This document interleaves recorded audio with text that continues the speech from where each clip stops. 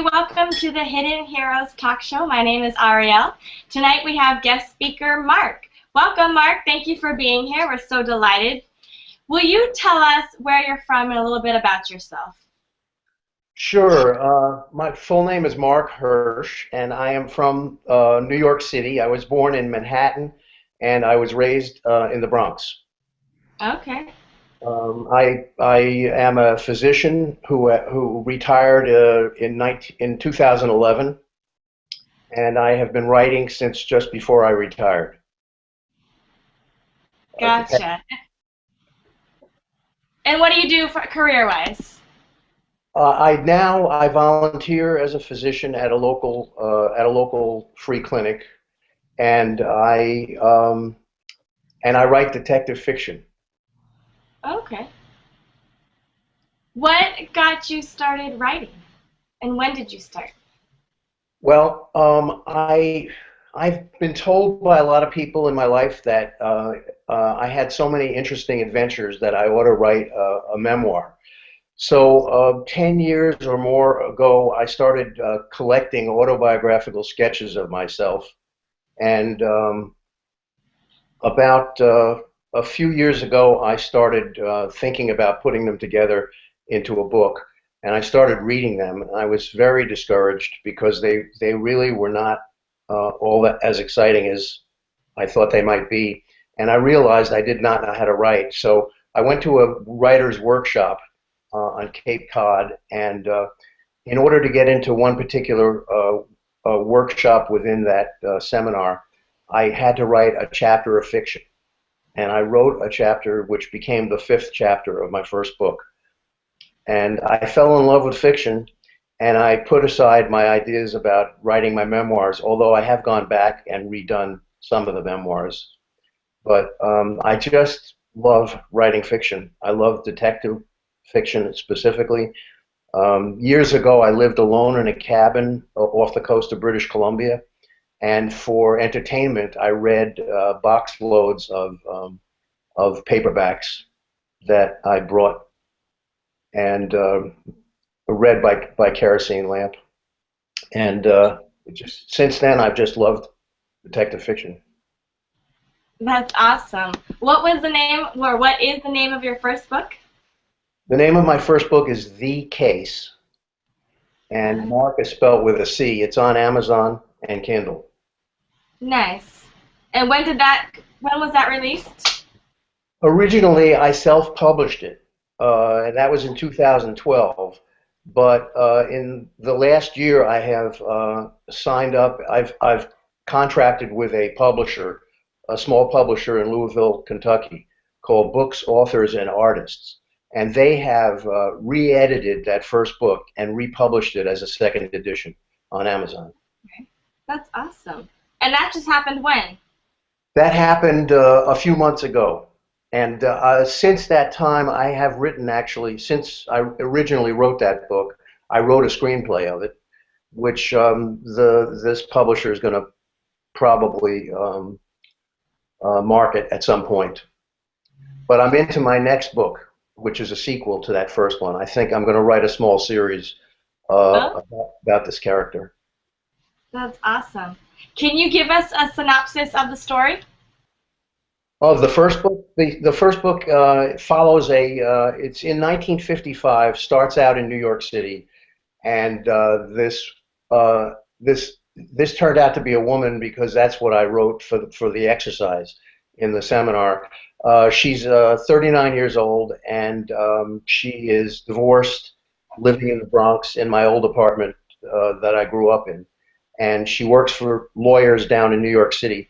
Anyway, she goes up the Hudson River to investigate the death of a doctor that is being blamed on a client of the law firm. And it appears at first to be an accident, but it turns into some major power play involving lots of money and marital discord, and her life is threatened in the process, just as she's starting to thaw from her early marriage. That's awesome. Now, is there a message that you portray through your writing? Well, originally it was almost like a memoir in my favorite genre, detective fiction, but it kind of turned into something about originally about women in general in the 1950s, and then I see how it applies to men and women in present time.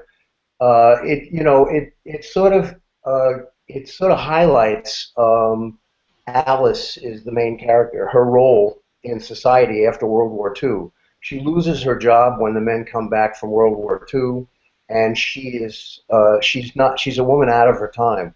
She goes to night law school in New York, and she's facing the idea of being alone in the world and independent. And things change during the course of the story. But I mean, she really represents a woman that takes care of herself. Gotcha. What advice would you give to aspiring authors? Well, I wrote everything in the book is in a way autobiographical, and I find that gives me, the emotion I need to make an exciting story. I mean, it's part of the fun of writing is to be able to use my own experiences and to weave them into an engaging story. So, I mean, the advice I would give is to write a lot and then decide, like I did, whether or not you need some degree of coaching. I was really wary of being coached because I did not want someone else's style to impose on my own. So I had to balance that out. And after a short time with a mentor who was a screenwriter, who teaches screenwriting at UCLA and USC, after a short time with that, I went out on my own and I did the best I could. Now that I have a publisher, it helps to have editors because I don't know that an author is the best judge of how well worded, how nicely the plot works. And I've seen the job they've done, obviously, before this was published as a second edition, and it really is way better with editing. Absolutely. How long did it take you to write your book from start to completion? The first book, I was doing full-time medical practice. I was a hospitalist in Kentucky. So that was 12-hour days, 7 days a week, sometimes 28 days in a row. And in that time, I was writing. So it took me beginning to end about 2 years. Okay. That's awesome. I kind of want to switch up the topic here. I read somewhere your time on Alcatraz. Do you want to touch on that? Talk about that at all? Yeah, I mean, that is one of the memoirs I wrote and was terribly disappointed with. Uh, Okay. I was a young doctor. I had just graduated medical school in 1969, and I was in San Francisco doing my internship, and a doctor came up to me in the doctor's lounge and asked me if I knew that the American Indians had just taken over the island of Alcatraz in protest for their lands being taken away and for the policy that existed at the time that had been instituted in the 1940s of basically eradicating tribal culture and assimilating the American Indians into general American culture. And I said, no, I had no idea of anything that was going on outside the walls of the hospital at the time. And he said, well, there's some sickness among them, and they need a doctor. Would you consider going? He said, there is a risk here because they have taken over federal land without permission, and there may be some arresting and possibly some jail time for you if you do this. And it occurred to me that, my heart was in it, and I said, yeah, I'll do that. And so I took the chance, and I did go out to Alcatraz. And it was kind of nerve-wracking when I first went out because they didn't know me, and they were wary of an attempt to take back the island. And slowly they got to trust me, and I got to trust them. I saw people with a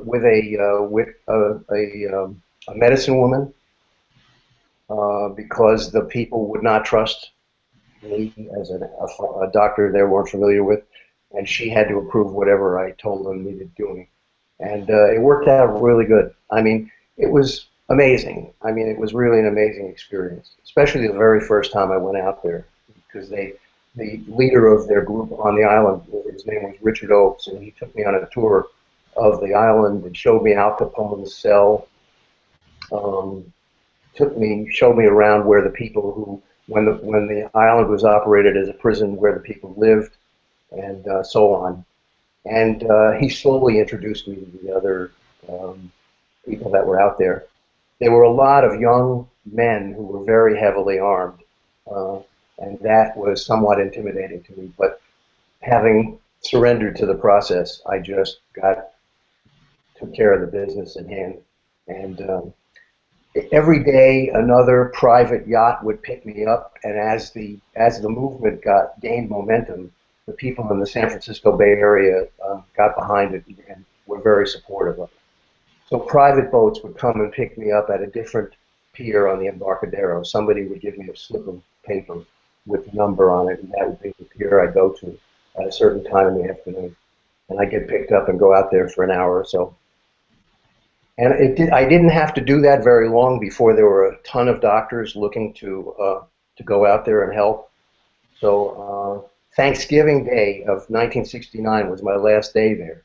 Anthony Quinn, the actor, was out there, showing his support, and I was there, and we had a really nice day. There was a lot of drum playing and people dressed up in feathers and paint, and it was pretty exciting. That's So really awesome. I'm sorry. That's awesome. How long was the time span you spent there? I spent just about a week there, a week of days out there before people were accustomed to the idea that a doctor was not going to be arrested. Gotcha. That's awesome. What a very cool experience. It was great, and I was sorry that I couldn't get it on paper, but I have since rewritten that memoir, and it really someday I may get back to it, or I may use it in a fictional thing. Very, that's awesome. That's awesome. Well, a little bit about what I do. So I'm a suicide intervention coach. I run a couple support groups on suicide, depression, and self-injury. I run a chat room. I published a book this summer myself, so I understand that experience of it all. I just wanted to talk to you a little bit about recovering from alcoholism, if you wanted to talk about that. So I run the support groups, and it's peer-to-peer, very open, allowing anyone to come, and we create a safe space so people can feel welcomed, feel comfortable to talk about things, because not all the time in our regular lives we feel like we can bring up topics such as suicide or depression. A lot of times we feel like family or friends don't understand, and so that's the reason why I do the support groups. Do you want to talk about that at all? Yeah, originally I told my publisher I did not want to go near this because it's my thing, it's what I do with a lot of my time is I spend that addressing recovery from alcoholism. But I found out what you do as daily, what you just said, and I felt like it was only fair to share my experience. I really never knew that I was an alcoholic. I never thought of myself as an alcoholic until very near the end of my time before I went into recovery. I thought I was just a heavy drinker. I worked at a job which permitted no drinking at all, and this last job did random tests, and so there was no chance of me being able to drink alcohol during work hours, and I felt that that was proof enough that I was not an alcoholic. But I did retire in 2011, and my drinking did escalate because I had time. And whatever happened, I am so grateful that it all took place because I've had some major problems with depression through my life. I had a very tumultuous childhood, and I think my first major depression was when I was 16 years old. I mean, I remember profoundly being depressed. I had a very traumatic time from the time that I was born until um, until I was about 16 years old, and I think part of the depression was the fact that I had to confront. My mother was kind of ill herself in a psychological way. I think she was profoundly depressed herself from whatever had happened to her in childhood. I know she was a very smart woman who was taken out of high school and never completed high school and was sent to live by herself somewhere because her father was a compulsive gambler and the mob was threatening to hurt her as a way to convince him to find the money that he owed. So she had her own problems, and I don't blame her. I did for most of my life until I got into recovery in my late 60s. So, like I said, at 16 years old, I had to tell my mother that I would kill her if she ever hurt my sister again. And in the process, she stopped hurting both of us. And that's probably when I dropped off the edge of that and got very depressed.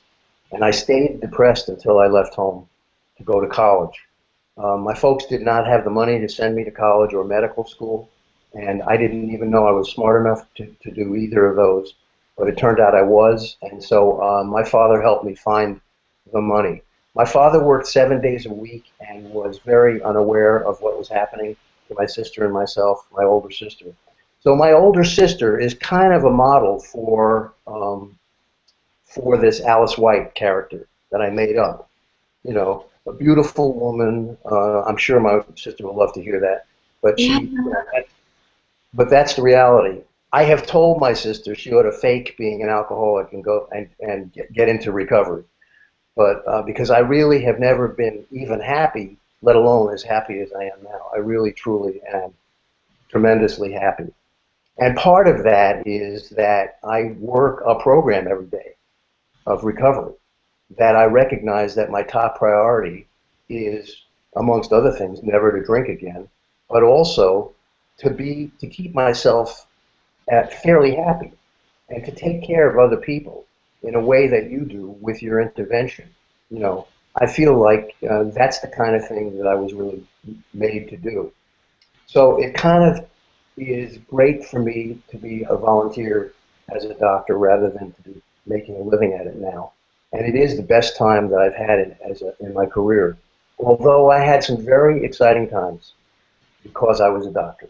You know, I lived for a while on an island off the coast of British Columbia, and I got to um, minimally practice medicine because I wasn't there to practice medicine. I was there to calm down and to find life and to fish and to read books and to do things that I had not had time to do. But I was already a doctor, and when people asked me to deliver their baby and refused to go to a city, I felt like that was again another version of that of the Alcatraz story, where I really did not feel like refusing. So I went to town to get the supplies I needed to deliver a baby, and I actually delivered one and a half babies. The second baby, I was too late to deliver the baby. I got to deliver the placenta. But the first baby was exciting, and that's another one of those memoirs I wrote. Okay. And one time, the townspeople dragged somebody through the woods to my little isolated cabin that I lived in on the coast of this small island. They dragged this guy who was 19 years old who was collapsed alone, and he was dying. And I kept him alive, and we brought him back to a ferry and took him to a hospital on another island. And all of that was possible because of my medical understanding. So, I mean, I'm very grateful that I was a doctor. And I truly have battled with this thing that you deal with, you know, the idea. And when I had to stop drinking, which is what I neglected to mention, I did have to stop drinking because my liver was not going to stand anymore. I really found out why I drank because my mind fell apart. It just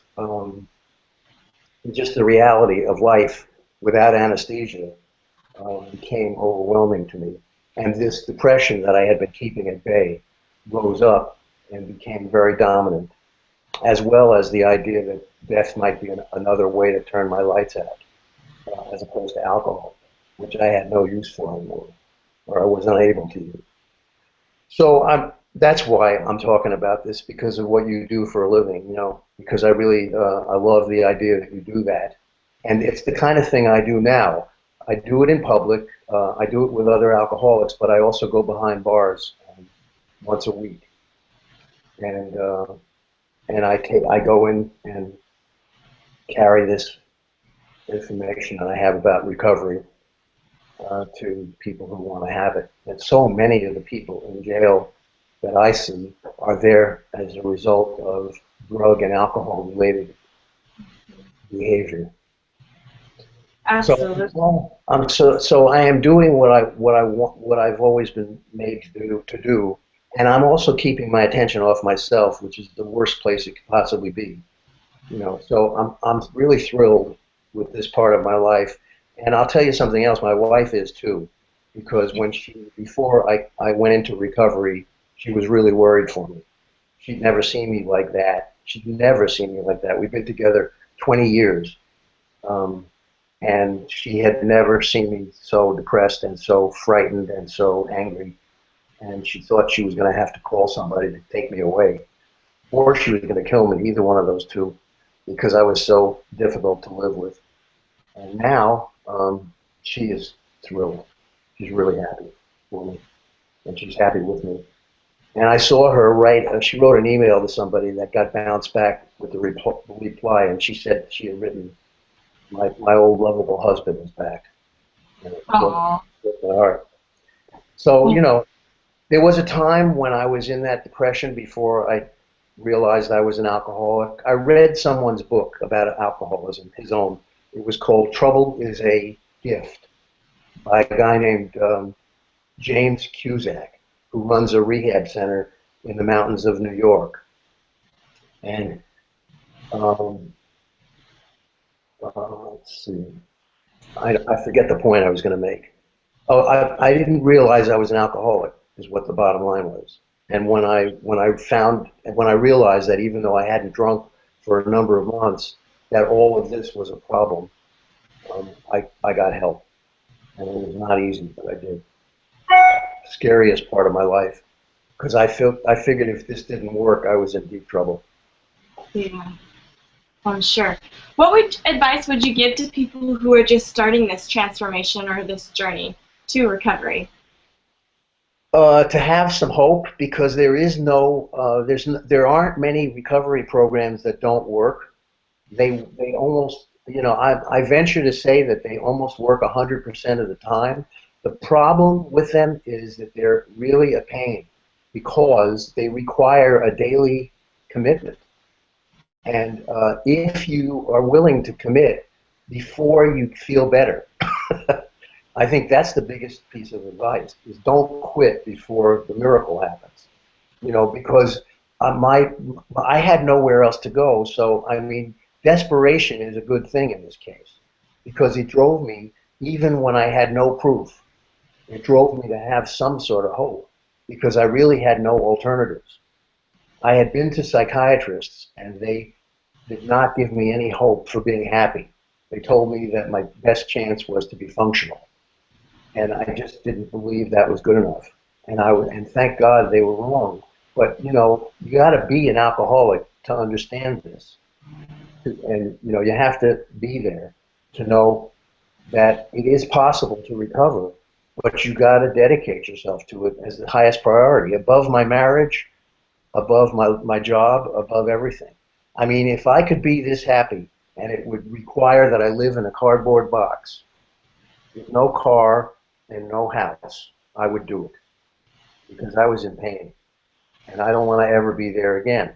And all I have to do is stop working a program, maybe even have a drink, and I could be worse than I ever was. And so that's what I have to remember. And don't wait as long as I did to get help, because I was kind of old when I stopped drinking. That is awesome. Our time is actually zooming by. Is there anything that you want to talk about that I have not brought up yet? Let me see. Gosh, no, I mean, I talked about my island and about being on Alcatraz. No, I mean, I just the fun of writing, aside from everything else, the fun of writing is just astounding to me. I think my publisher would want me to say that the writing is the easy part. As difficult as it is to get the words right and do the plot and have the emotional impact that you want with every scene, and then put it all together so it's exciting. The marketing part and the editing part is a considerable amount of work.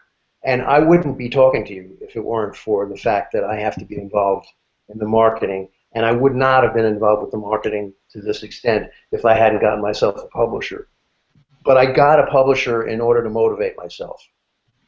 And it's working. And this has been a great experience talking to you. Much as I hated the idea of talking about alcoholism, Yeah. I'm very glad we did. So thank you for My, hanging with me. thank you for sharing your stories. This is actually one of my favorite questions of the talk show, but do you have a quote or a saying or an affirmation that you live your life by that you're willing to share with us? Yeah, I mean, it is about my recovery. It's about one day at a time.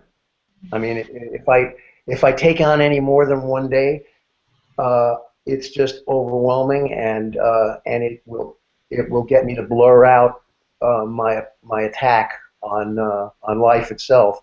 Also, it takes my attention off the present, and it's now that I can do good for other people.